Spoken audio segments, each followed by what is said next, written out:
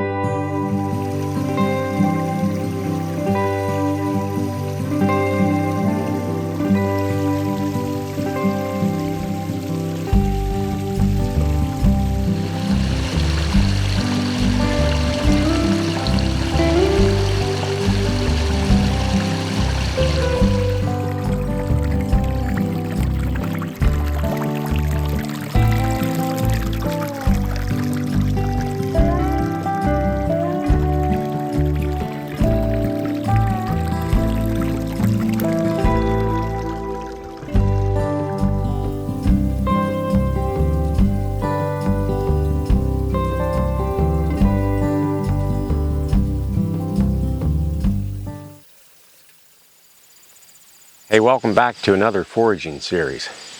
Today we're on the look for stinging nettle, or better known to most people as itchweed. I think if you was a kid at one time and you played a lot outside along the creeks and meadows and stuff, you probably ran into this plant. And if you grabbed it one time, you probably didn't grab it again. But we're going to be taking a look at some stinging nettle today and telling you all about the health benefits. And then we're going to be doing a tincture with some of the leaves. So that's coming up next. Oh, and by the way, I showed you that rattlesnake that we've seen on our way in here. That was pretty cool seeing him. And he was just right along the road there. A little culvert pipe, some rocks that were stacked up there, and there was actually somebody's trash laying there. There's a white container, had water in it from the rain, and it was actually sitting right next to him, and that's what made me look there. I seen that trash there, and I thought about picking that up, and then I looked right behind it, and there was that timber rattler. So I don't know if I got that in the clip or not, but we got a stick and got it out of the way, so it wasn't in the picture. So yeah, you got to watch where you're stepping at and where you're moving it this time of year. The timber rattlers will be having their young here soon, usually the end of August, and the month of September is when the rattlers have their babies, and they have live birth. They actually incubate the eggs inside of them and have a live birth, where most of the other snakes lay their eggs out in the shallow debris and dirt and stuff, and they hatch out. All right, we're going to get looking for some stinging nettle, or better known as itchweed. All right, so we actually got some stinging nettle right here. A little bit over here, and some right here. This one down here, it actually looks like the deer or something might have been eating the leaves off of it.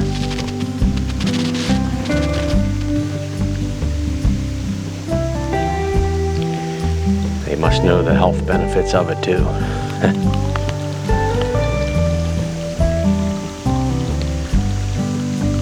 So this is stinging nettle, better known as itchweed.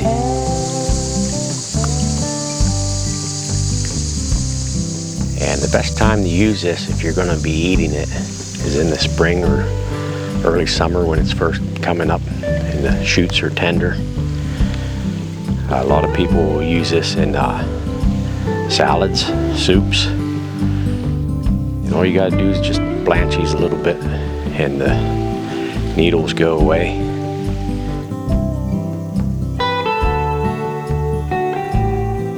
And a lot of people make a pesto out of this, stinging nettle pesto.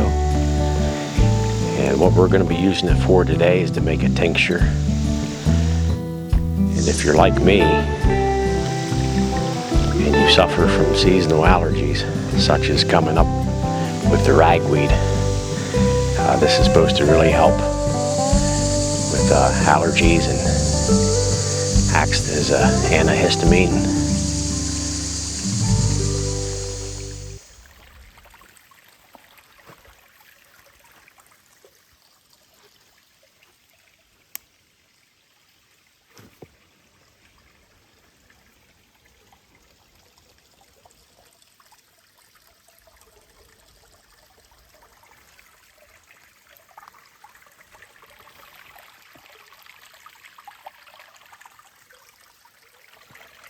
Alright, so the stinging nettle is a very, very nutritious plant.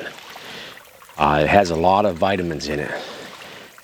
And there's a lot of vitamin A, C, vitamin K, as well as a lot of B vitamins.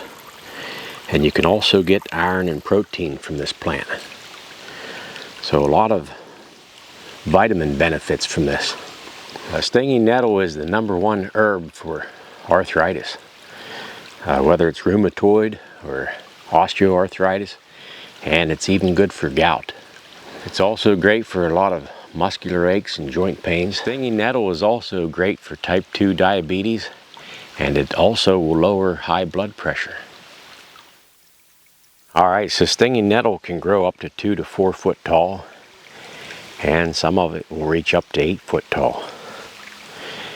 Mostly found around rivers, streams, and lakes.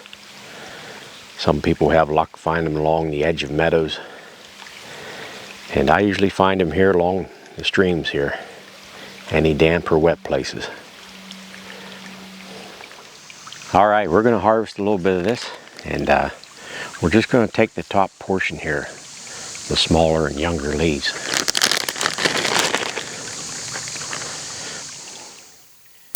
So you do got to watch the stinging nettles on here. If you handle them gently, they don't bother you as much. So we're just cutting off a little portion of the top. We're not really disturbing the plant too much, and the plant will continue to grow.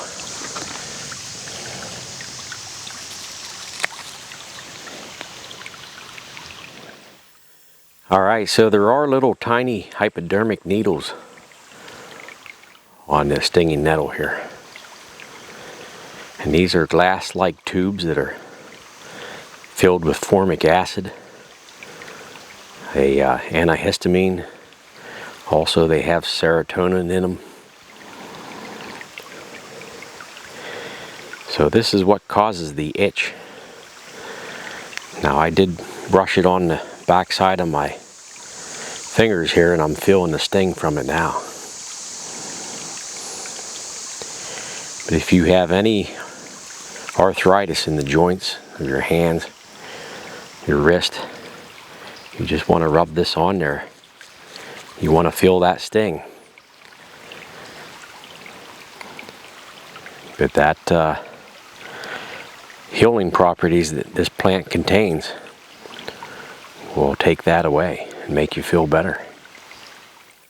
Alright, so if you ever get into stinging nettle, not on purpose, and it's really bothering you, the best thing for that is to find some jowlweed or spotted touch-me-not, and you crumble that up and you just rub that on where you got the sting at, and that'll help alleviate the burn and the sting.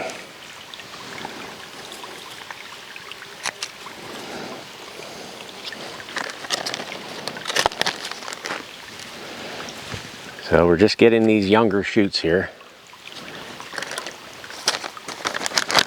and then we'll leave the rest alone here.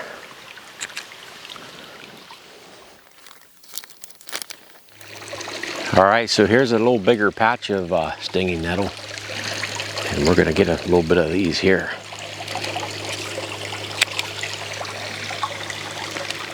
These are good to use in soups. People put them in salads. They're great to make a pesto.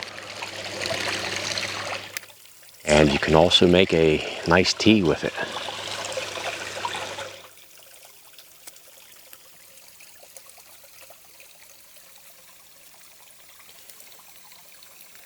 Alright, so these have already bloomed. They generally get like a little tiny white flower.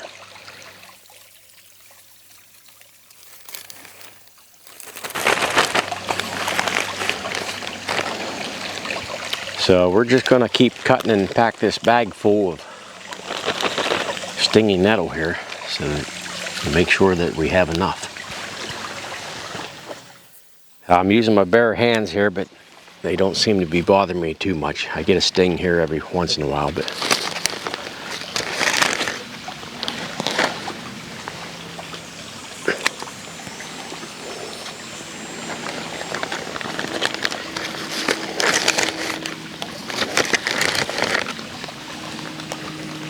I do have a big toe on my left foot here. It gives me problems. I don't think it's gout. I don't know if it's a little bit of arthritis or what. But before I leave here today, I am gonna rub a little bit of that on here.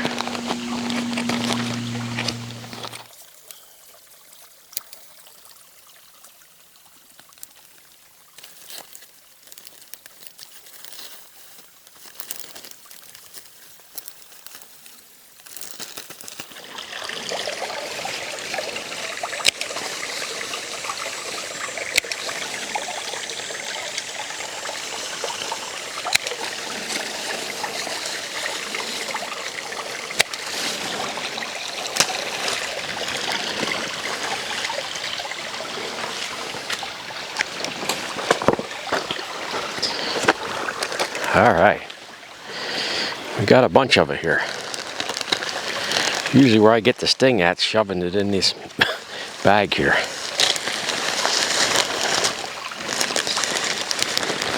All right, we got a pretty full bag there.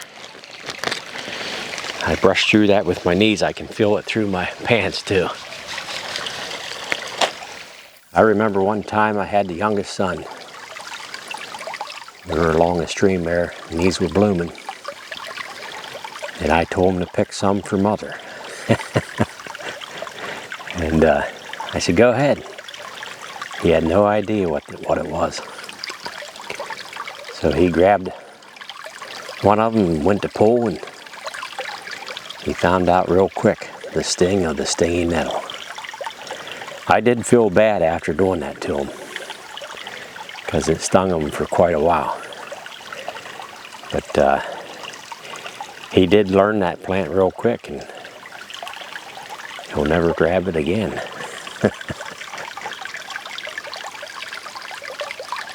All right, I'm gonna sit down here and put some of the stinging nettle on my foot, on my big toe here, and just see if that helps any.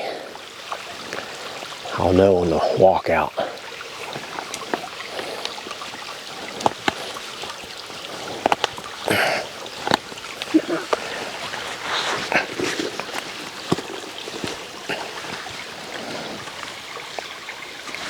Oh, I'm glad you guys can't smell that.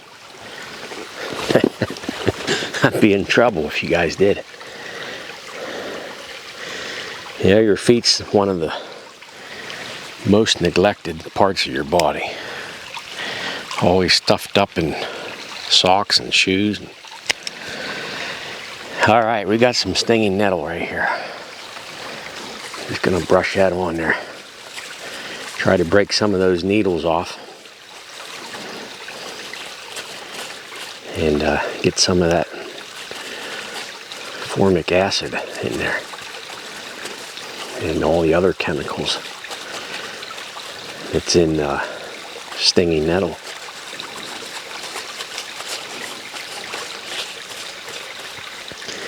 Rub it through in between my toes here a little bit.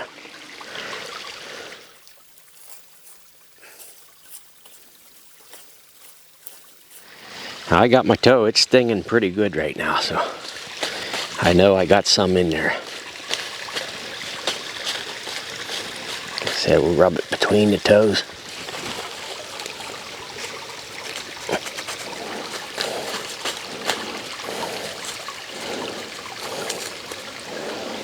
And there's needles on the underside of the leaves as well as the stalks.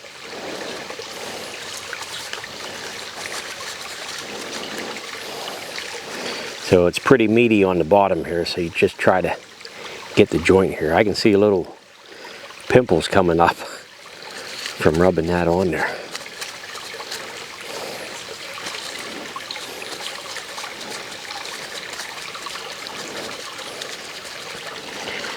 All right.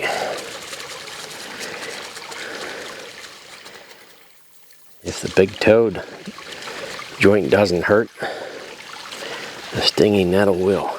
All right, so we got our bag full of stinging nettle, and we'll meet you back at the shop there, and we'll get this tincture going. And I'll give you an update on my big toad, let you know if that made a difference. All right. All right, well, we're back here in the shop, and we got our stinging nettle here, and we're going to be making up a tincture here, and I'm going to brew up a cup of tea with it. So that's what we got going on here next. So what I'm going to do here is take some of this and put some leaves in here and brew up a nice tea here. And they claim if you add sugar to it and a little bit of honey, or not a little bit of honey, a little bit of lemon, it makes a nice pleasant cup of tea. So we're going to be trying that. We also got a pint jar here, and we're going to fill it with some leaves.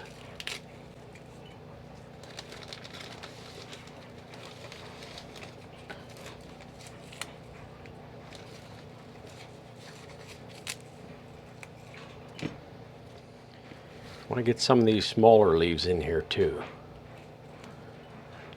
I just don't want the big mature ones. We want to get a little bit of mixture of both. Now once this does start to wilt a little bit, it doesn't seem to sting your fingers as much. So that's a good thing. So the deer must know that this is a good plant as well. So I did see some patches up there, it was all ate off. So this stuff is good to make a pesto.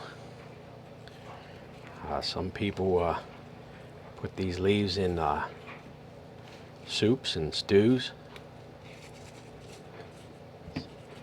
So there's a lot of uses for this stinging nettle. All right, I'm not going to be afraid of putting these old flower heads in there either, even though they're past the point of blooming. I'm just going to throw a couple of those in there too. Can't hurt it. So I think that pesto would be something neat to try sometime. I could see this making a good pesto. A lot of dark leafy greens and be a lot of chlorophyll in there.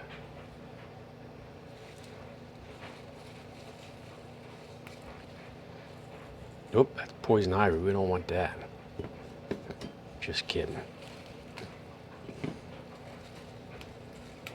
All right, we're gonna get some water in here and get this simmering down.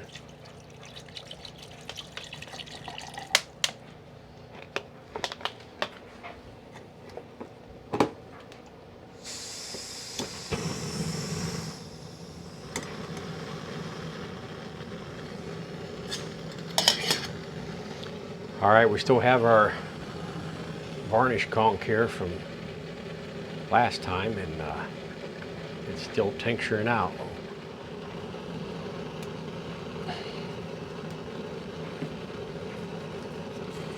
All right, I don't want to put too much more in this jar.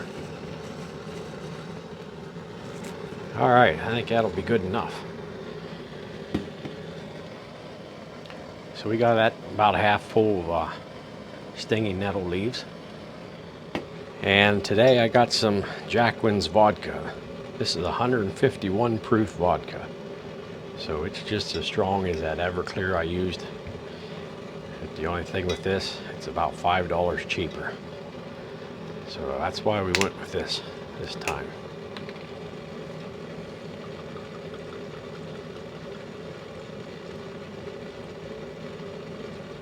All right. Boy, them leaves seem like that's soaking that right up. That went down quick.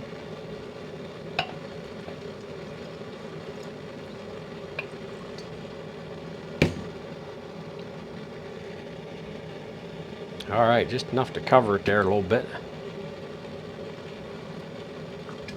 And that'll be good. Yeah, we used half a bottle on that. So it can get expensive to make tinctures. This Everclear back here was 23 bucks a bottle. I think this was 18.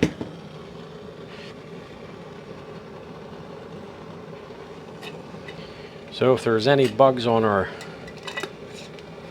nettle, they're going to get drunk here real quick. So we're just going to shake that up, and we're going to let that tincture out probably about a week, and then we'll strain it and put it in a little dropper bottle, and then I'll start taking a few drops of that every day and see if it helps my allergy symptoms.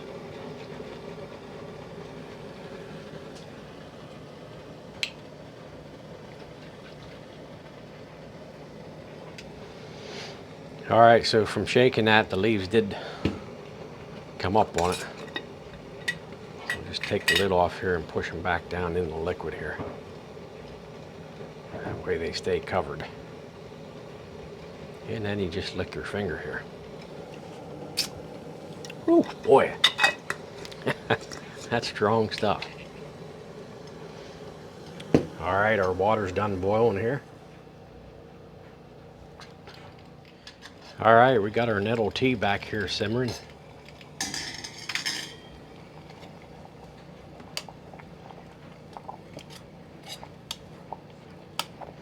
So we're getting a nice green color there. I think I might add a few more leaves here. Try to get some more potency out of it.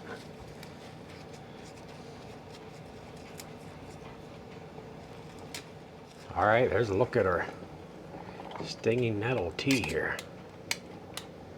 See, it has a nice light green color.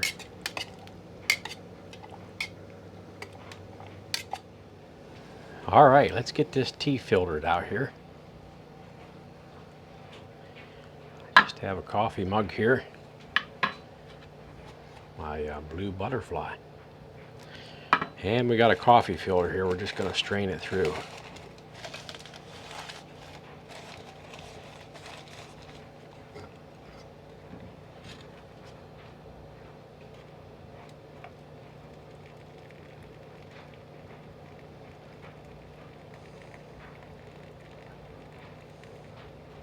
So we got a nice color to it here.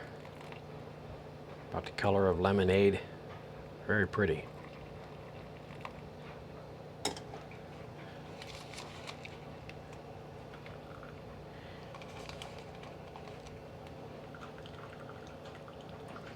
about a half a cup in there, so ooh. I think we can put it all in.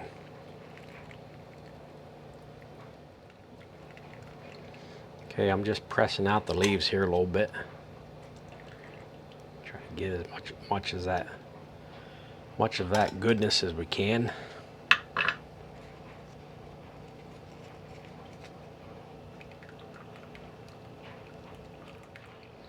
All right, good enough. So there we are. We're going to take a sugar cube. These are the ones we had back when we did the experiment with sugar cubes and lemon extract. So we're going to put one of those in to sweeten it up.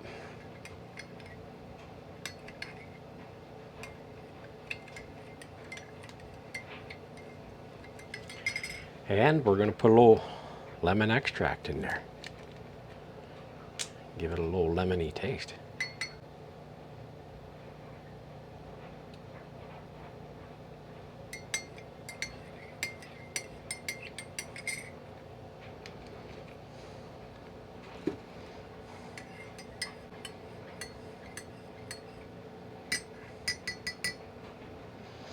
All right, there we go. There is our stinging nettle tea.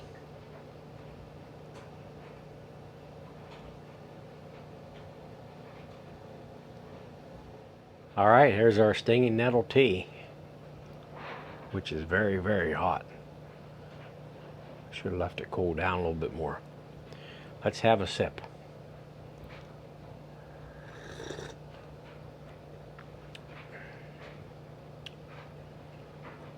Well, I should have tried that before I put the lemon extract in it. But I tell you what, that's delicious. Very, very delicious. It's probably the lemon I put in it.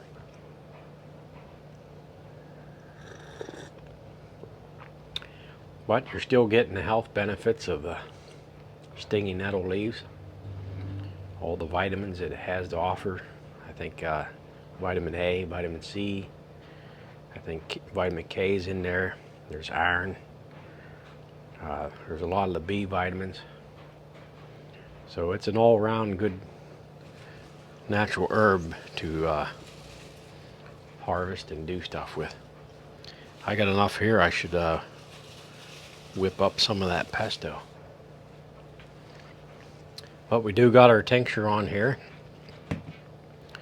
and we'll tincture that out for a while. We'll shake it every day and keep them leaves down in the liquid there, and then finish that off. And I'll bottle that, and I'll put that in little dropper bottles, and then I'll just take that orally underneath my tongue every day and see if it helps my seasonal allergies. And I noticed they've been starting to kick up here lately. The ragweed's starting to get ready to come on, and that's usually what I'm bothered by. So we'll give that a try, and I won't be doing a part 2 of this video, but when I do the part 2 on the varnish conch, I will give you an update on the tincture for this, of how it worked.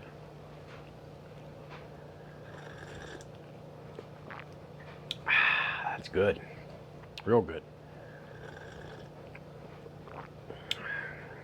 I like that.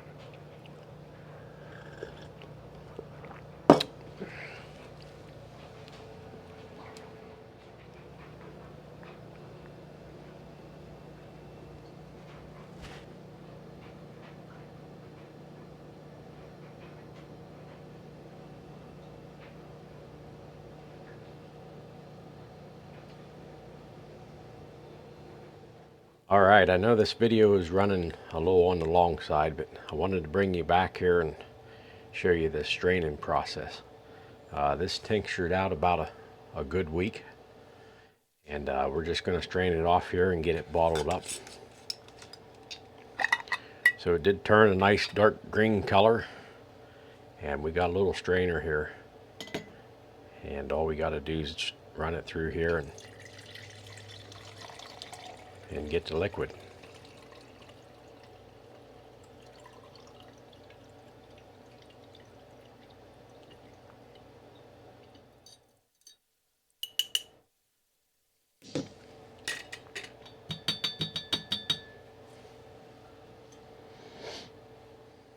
All right, so we got a good dark green color there, and that's our stinging nettle tincture. There you can see it a little bit better, top of the rim there. We're going to bottle this up, and I'm going to start taking this every day and see if it helps my allergies. All right, we're going to do the bottling process here, and being this was a dark green, I got myself some nice dark green bottles. Now these are 4-ounce bottles here, And we got a little funnel here, and we're just going to fill her up.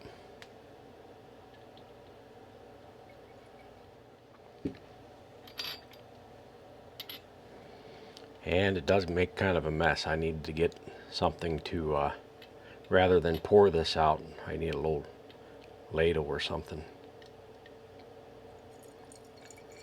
so we don't make a mess.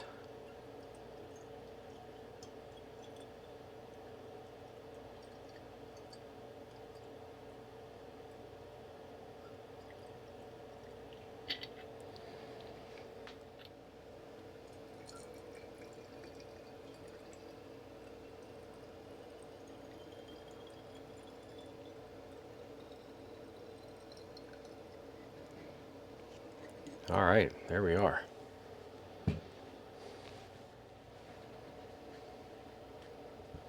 All right, we got our bottles full, and I got my glass dropper caps here. Just gotta watch you don't fill these up too far here. Then when you put these droppers in, it'll come up and overflow on you.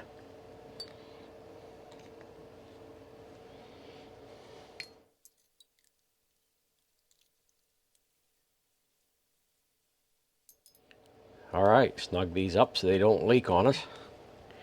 And we'll put a label on here. We got some labels here. And we got a marked Stingy Nettle with the date whenever I bottled it, which today is August the 12th.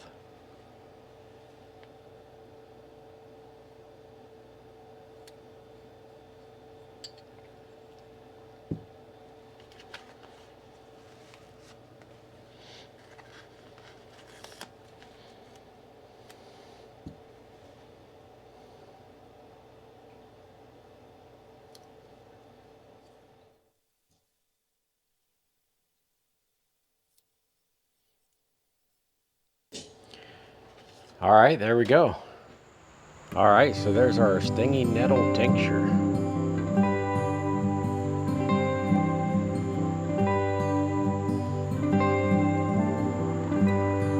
Let's give it a try. All right, so let's give this Stingy Nettle tincture a try here. A couple drops under my tongue here.